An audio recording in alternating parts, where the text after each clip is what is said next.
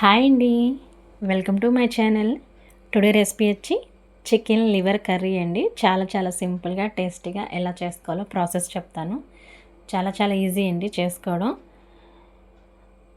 రైస్లోకే కాదు చపాతీల్లో కూడా చాలా బాగుంటుంది. నేను చెప్పినట్టుగా ప్రాసెస్ కనుక మీరు చేసుకుంటే చాలా సింపుల్ అండి చేసుకోవడం. సో టాపిక్లోకి వెళ్తే ఒక 1/2 kg అండి చికెన్ లివర్ అండి. చిన్న ముక్కలు కట్ చేసుకొని శుభ్రంగా వాష్ చేసి ఒక బౌల్లో పక్కన పెట్టుకున్నాను. పొయ్యి మీద ఒక ప్యాన్ పెట్టండి. పెట్టి ఒక 100 grams ఆయిల్ వేయండి. ఆయిల్ వేసాక సన్నగా తరిగిన ఆనియన్స్ వేసుకోండి. ఆనియన్స్ అనేది ఆప్షనల్ అండి. మీరు వేసుకోవాలంటే వేసుకోండి, వద్దనుకుంటే స్కిప్ చేసేయండి. వేసుకోకపోయినా బాగానే ఉంటుంది. సో ఆనియన్స్ వేసి వేగిన తర్వాత 2 పచ్చిమిర్చి వేయండి. పచ్చిమిర్చి కూడా వేసిన తర్వాత ఒక రెమ్మ కరివేపాకు కూడా వేసి అల్లం వెల్లుల్లి పేస్ట్ 2 స్పూన్లు వేసుకోండి. వేసుకొని మొత్తం మిక్స్ చేసుకోండి. ఇలా కలుపుకోవాలి మీడియం ఫ్లేమ్లో పెట్టి. హై ఫ్లేమ్ అయితే మాడుతుందండి, అడుగంటుతుంది. సో కొంచెం వేగిన తర్వాత బాగా పండిన టమోటా అండి, ఒక టమోటా వేసుకోండి. గ్రేవీ వస్తుంది, కొంచెం టేస్ట్ బాగుంటుందండి టమోటా వేసుకుంటే. అది కూడా ఆప్షనలే, మీకు ఇష్టమైతే వేసుకోండి, వద్దంటే స్కిప్ చేసేయండి. కానీ టమోటా వేసుకుంటే గ్రేవీ వస్తుంది, బాగుంటుందన్నమాట. మొత్తం ఒకసారి ఇలా మిక్స్ చేసుకోవాలండి. టమాటా అనేది కొంచెం మగ్గిన తర్వాత 2 స్పూన్లు సాల్ట్, 2 స్పూన్లు కారం వేసుకోండి. వేసుకొని 1 స్పూన్ ధనియాల పొడి అండి వేసుకొని మొత్తం మిక్స్ చేసుకోండి.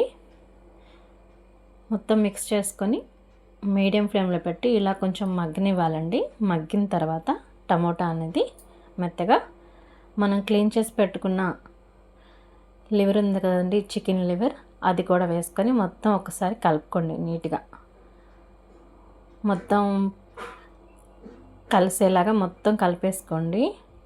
మసాలా అంతా ముక్కలకి పట్టేలాగా మొత్తం వేసుకున్నాక నీట్గా ఒకసారి కలుపుకోండి.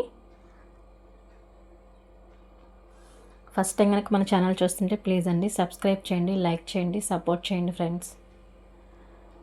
ఇలా మొత్తం ఒకసారి కలుపుకోవాలండి గెంటితో, మసాలా అంతా ముక్కలకు పట్టేలాగా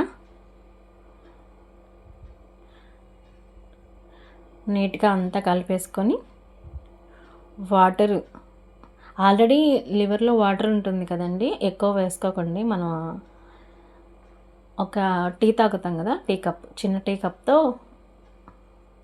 టీ కప్పు గ్లాస్ ఉంది కదా, దాంతో వాటర్ వేసుకోండి. వేసుకొని మొత్తం మిక్స్ చేసుకోండి. మిక్స్ చేసుకొని మీడియం ఫ్లేమ్లో పెట్టి మూత పెట్టి ఒక 15 minutes అండి ఉడకనివ్వాలి. బాగా ఉడికిన తర్వాత